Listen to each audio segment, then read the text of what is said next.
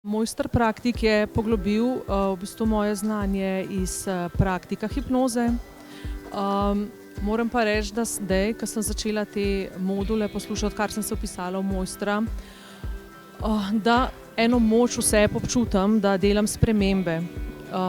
Konkretna sprememba je bila to, recimo, že nekaj cajta sem si tako želela, da bi našla neki čas zase. Kadarkoli, tudi če bi bil natrpan dan, da bi šla v naravo ali karkoli, pač tako, da bi se malo nadihala svežega zraka, in pač zdaj v tem času mi je to uspelo, no. Skoraj vsak dan bom rekla, da grem v naravo, se nadiham, da si malo osvežim misli. In pa neko samodisciplino. Tako, mogoče pri hrani še največ, no, da je ta disciplina, ke prej se nisem pač nekako znala glih zdravo prehranjevati oziroma me je kakšna šibkost popadla, no, zdaj pa nekako imam to disciplino, no, da mi to uspeva.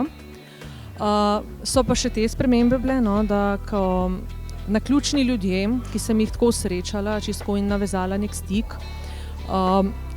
in pač neki pogovor, ko smo začeli, so mi rekli: res ne vem, kaj te je pripeljalo, ampak hvala ti za te besede, neko spodbudo so čutili, no, za neke premike in za boljše življenje, no, tako da to sem bila tudi zelo vesela, no, da so tudi oni videli neki napredek in pač da jim lahko s svojim besedam tudi malo dvignem, izboljšam življenje, no, to.